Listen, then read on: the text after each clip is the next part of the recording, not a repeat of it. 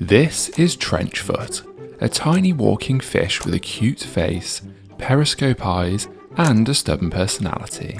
Mudskippers are smarter than people realise. They learn routines, recognise patterns, and can even solve problems.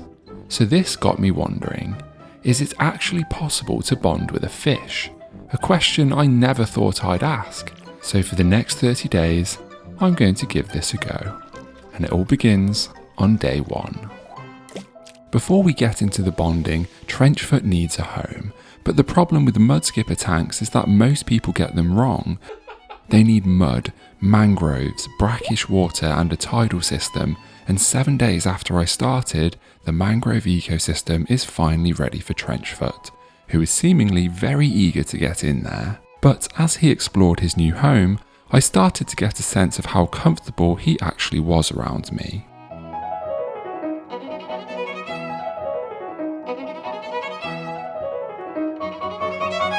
Clearly, he is not very comfortable around me, and if we are ever going to form a bond, there are a few things we must do. First, he needs to start eating.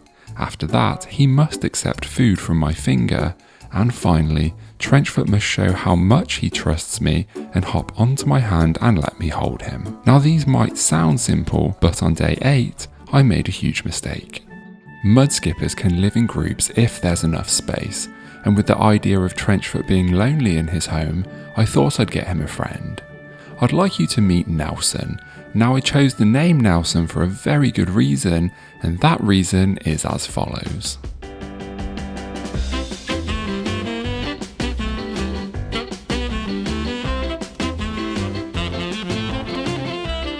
Nelson Muntz has claimed the entire land area as his own, and Trenchfoot is resigned to spending his time in the corner.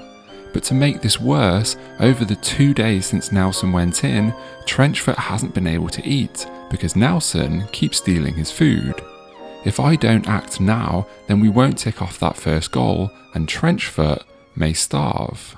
The defining characteristic of a fish is that they spend 100% of their time underwater, which is why mudskippers are so interesting, because they spend 95% of their time out of the water. Mudskippers are fiercely territorial, and right now Nelson owns everything. Trenchfoot has nowhere safe, which means he's too stressed to eat, so I need to give him a territory of his own, a place Nelson can't see him, and that's where this balloon comes in. Mudskippers use burrows as safe hideouts, so if I bury this balloon in the mud, cover it, pop it and pull it out, I should be left with a tiny mudskipper burrow, a private space for Trenchfoot, somewhere he can finally feel safe and hopefully come out to eat. On the morning of day 11, I noticed that Trenchfoot was still in his burrow, so I placed some worms on the feeding stone, and within a few seconds, Nelson made his way over and started to eat.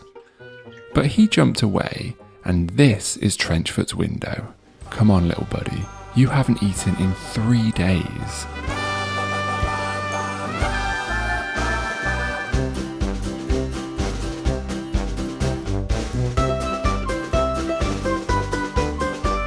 You are looking at the face of a very satisfied mudskipper, and goal number 1 is ticked off. But if you thought that world peace had landed in the mangrove, then I'm afraid you're very much mistaken. Nelson Muntz is still a bully, and that means there is only one thing left for me to do. I'm just kidding, I did not flush Nelson down the toilet, but he is now in a new home, and Trenchfoot has the mangrove to himself, and this makes the next goal so much easier. Or so I thought. A mudskipper tank might not be pretty. The water is murky, the mud is, well, muddy, and the mangroves haven't quite settled in yet. But it's actually a perfect home for our little protagonist. It's been 3 days since Nelson departed, and Trenchfoot has a newfound wave of confidence. The land area belongs to him now, and he is the king of this mud flat. What's amazing is that he's becoming more comfortable with me, and will make his way over whenever I offer him food. But he always stops short of accepting it, even if he really wants it. It's like there's a big red button in front of him. He wants to press it. He knows what happens if he presses it, but he can't bring himself to do it.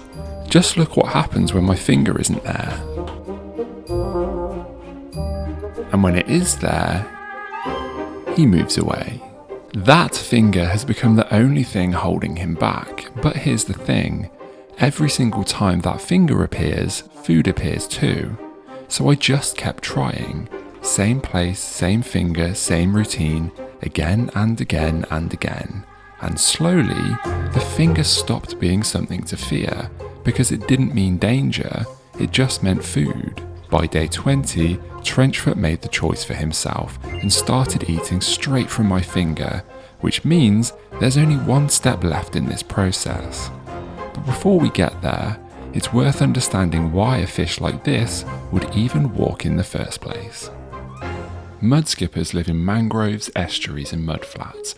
Sometimes these environments are underwater, sometimes they're completely exposed. But in these ecosystems, the water can run dangerously low in oxygen. So instead of staying submerged, mudskippers evolve the ability to breathe air. They still use gills underwater, but they can also absorb oxygen through their skin and hold air in their gill chambers, which means that being on land isn't a problem for them. Those fins act almost like elbows, pushing against the mud with their tail helping to drive them forwards. So for a fish that spends much of its life out of the water, my hand was never going to feel that strange.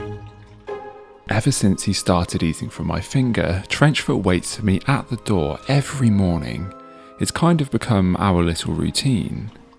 In the 30 days since I've had this little fish, I've watched him change, from being bullied and hiding scared in the corner, to a confident mudskipper who will eat straight from my finger.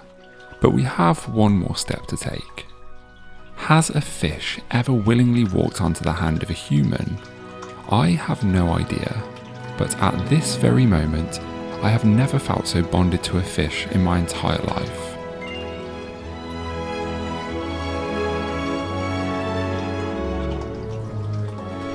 As he hopped off, I thought I'd try again, and he hopped on not once, but twice more, and my bond with Trenchfoot feels like it's just beginning. Oh my god. And with that, quietness fell on the mangrove.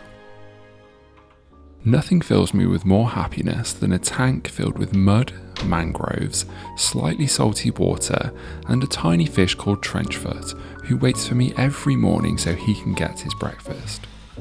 There is plenty more to come from Trenchfoot, but in the meantime, check this video out.